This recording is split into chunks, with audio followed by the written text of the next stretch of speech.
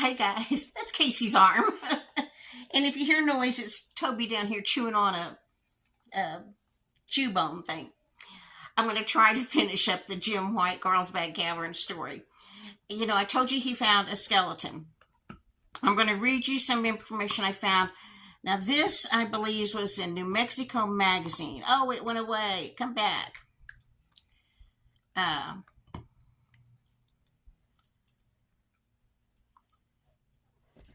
Okay.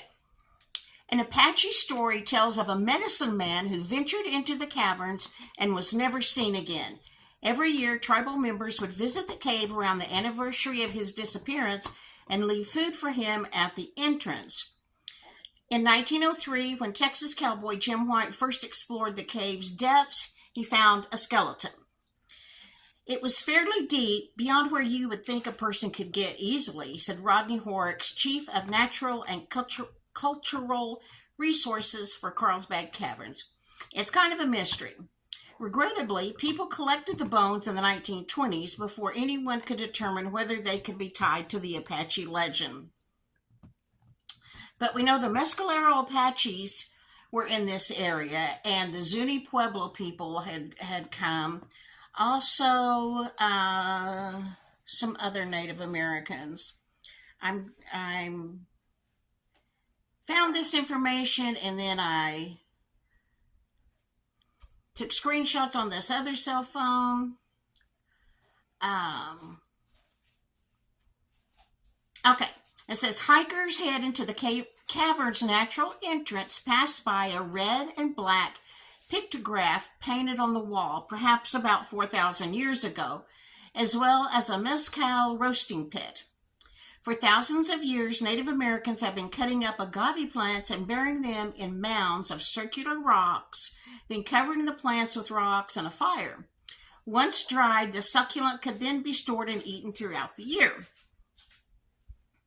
Exactly who left that rock art, though, isn't clear. The basket makers and Apache people were known to have left rock art throughout the park, what is now the park. Puebloans, including those from Isleta del Sur near El Paso, Texas, and Zia near Bernalillo, were also known to visit the caverns and considered the cave a sacred site.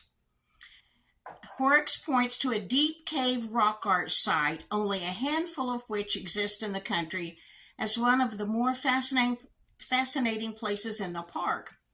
About 500 feet into Slaughter Canyon Cave, 2 pictograph panels, yellow, red, and black symbols, and a handprint outline loom on the rock over a small pool that's thought to have provided a reliable water source long ago. Deep into the territory where a torch would have been necessary, those venturers also left pottery vessels, include one that's intact. Anyway, they found a pot that's intact. Here it is, and it's on display inside the Carlsbad Museum. Although the meanings of these pictographs are unknown, one archaeological assessment dated them as more than 3,500 years old. The Apache people have told them these marks were made by their medicine men, symbols meant for only them to understand. So we're assuming that skeleton that he found was probably the medicine man that the Native Americans told the story down to generation, that he had gone in there and never came out. Here is another article from American Field Trip, is where I found this one. It says, for about 14,000 years, there's evidence that the Native Americans knew about the cave all that time, but they didn't do much exploration of it. Some of the tribes believed mankind originated from the cave and shouldn't return to it. Some believe it was full of evil power and shouldn't be entered, and some believed it was too holy to enter.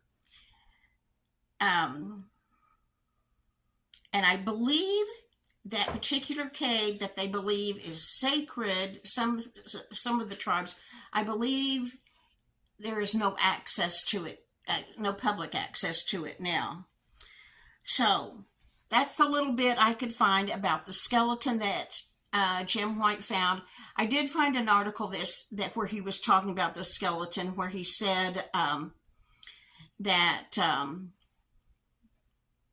he tried to pick up the bones and they just crumbled, except for the skull, and he took that into a doctor into town, and after that nobody knows what happens to it.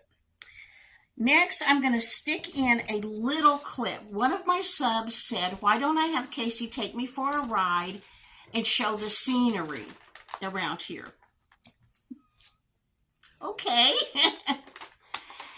There is a video, I think the title of that video is The Cross at Groom, where I showed you scenery going from here down I-40 east to where this huge cross is near Groom, Texas. Zachary Thomas, a Miami Dolphins player, his family lives in that area and erected this enormous cross. That's a whole story in itself. Find that video in mine. I showed you the scenery there. We went south to Palo Duro Canyon, and I filmed scenery going there. It all looks exactly like this clip that I'm going to show you. This clip is north of town. So now I've covered north, south, east. Oh, I also did west when we went to Cadillac Ranch. So you see the same thing. It's all going to look the same. I live on the Great Plains of the country. It's flat. The only trees here and dry here are those that people have bought and planted. The only natural trees here, I guess, are mesquite bushes. I'll have Casey take me where I can take a picture. I don't think they were natural here too. They came from South Texas. They migrated up from south. This is the Great Plains. It's flat and bare. Here comes that clip. Oh, and after that clip, Casey's going to cut my hair. She's been watching videos on YouTube about how to cut hair. Casey is not a hairdresser, but it'll save me $20 at least. So stay tuned tomorrow and see what I have left. Okay, guys, here comes that little clip of what it looks. Honestly, this is what it looks like around Amarillo where I live.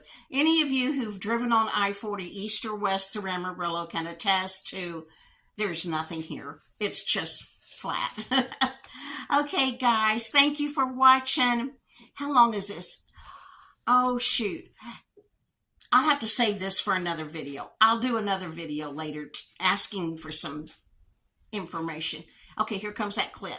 Bye, guys. Watch the clip. It's only 23 seconds long, so if you blink, you'll miss it.